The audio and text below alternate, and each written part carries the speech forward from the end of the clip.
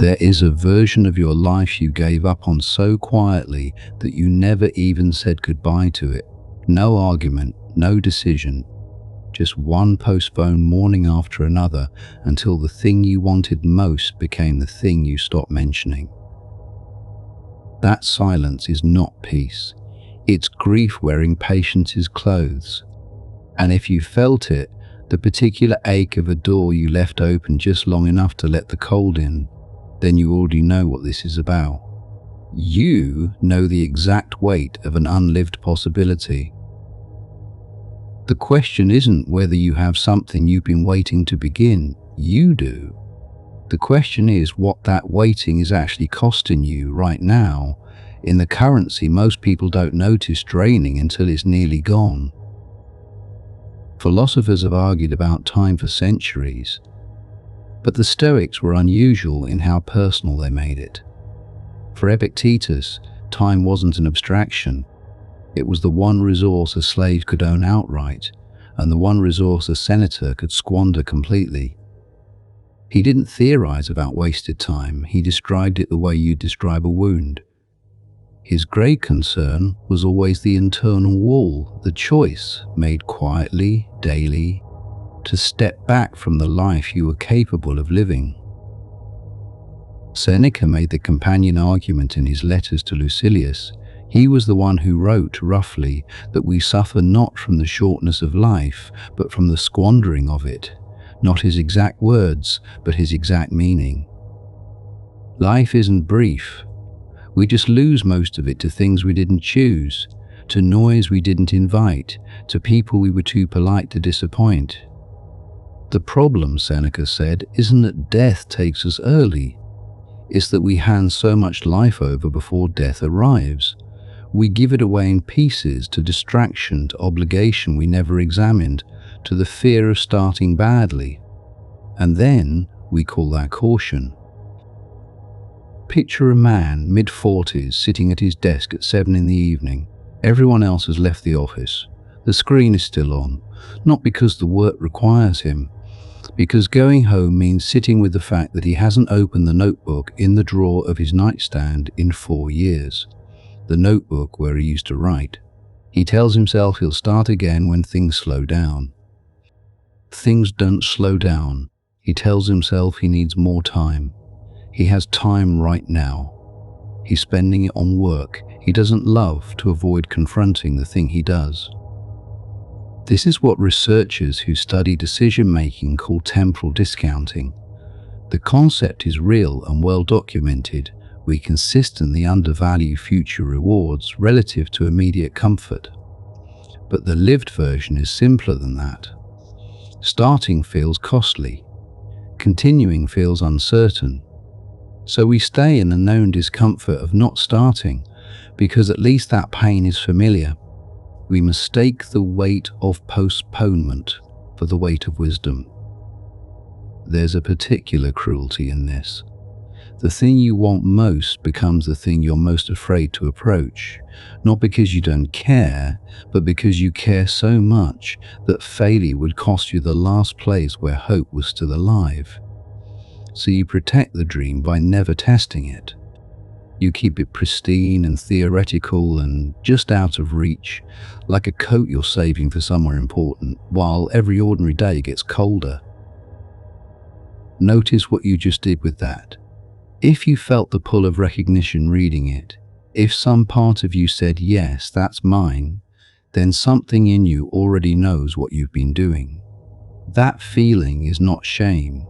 It's a compass. It's the specific ache that tells you you're still pointed somewhere, even if you stop moving. Most people who say they've let go of their dream have only gotten tired of carrying it openly. The longing doesn't leave. It goes underground. It shows up as irritability when someone else does the thing you told yourself you'd get to. It shows up as a strange flatness when a door opens and you don't walk through. It shows up as this. Epictetus made a distinction that doesn't get nearly enough attention. He separated the things in our control from the things that aren't. Yes, that part is famous.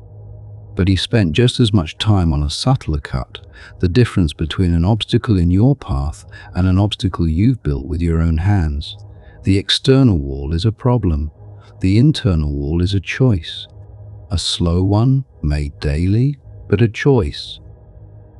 The wall you've built is made of reasonable things. Real obligations, real exhaustion, real uncertainty about whether you'd be any good at it now. These aren't excuses, they're real. And they're also the exact materials every wall is made of. The question Epictetus would push you toward isn't whether the wall exists. It's whose hands keep adding stones to it each morning. Here's where it gets harder. The waiting itself becomes an identity. After enough years, the person who is going to write the book, start the thing, have the conversation, make the change, that person becomes part of how you understand yourself. Someday is not a plan, it's a self-image.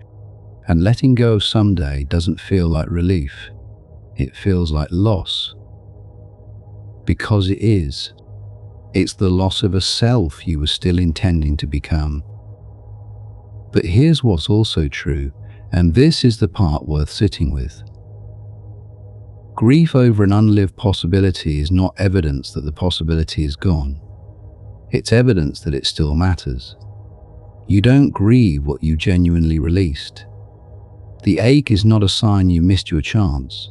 It's a sign the door is still there. You've just been standing in front of it for a very long time. Musonius Rufus, who taught Epictetus before Epictetus ever taught anyone else, had a habit of asking his students one direct question when they were tangled in deliberation. He asked, "What would a good person do here, right now, with what they have?" Not someday, not when circumstances shift. Now, with the exact life in front of you.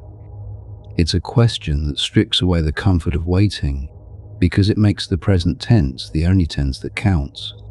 The future is where we store our intentions. The present is where we either keep them or quietly bury them. Try it, not as a thought experiment, as an actual practice tonight.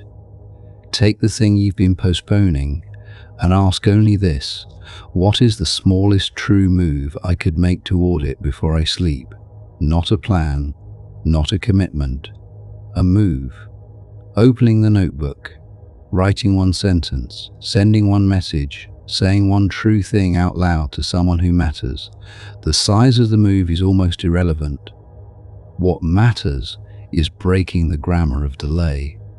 One present tense action rewrites the sentence from "I was going to" into "I am." Think about the last time you actually did that. Not planned it. Did it. The way the body settles when you stop bracing. There's a specific kind of tiredness that lifting something heavy gives you, clean and honest, nothing like the tiredness of holding yourself back. You already know the difference. You felt both. One leaves you lighter in the morning, the other just continues.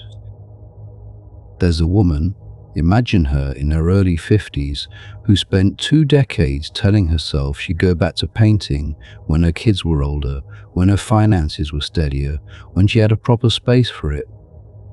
Then one winter evening, not a dramatic one, just a Tuesday, she bought a small set of watercolors from a pharmacy and sat at her kitchen table and made something ugly. It was genuinely bad. She didn't care. What surprised her wasn't the painting. It was how her shoulders dropped. How something she'd been bracing against for 20 years simply released. Not because she'd succeeded, because she'd shown up. That's the thing about longing held too long. We imagine the relief will come when we finally arrive at the thing. But the release doesn't live at the destination. It lives in the moment you stop pretending you don't want to go. You don't need permission. You don't need conditions to improve. You don't need to know whether you'll be any good at it. You need the notebook out of the drawer, You need the door opened, even an inch. The cold you've been keeping out is the only thing that might have kept you warm. You're someone who knows the difference now between letting something go and losing it quietly. That's not a small thing to know. Open the drawer.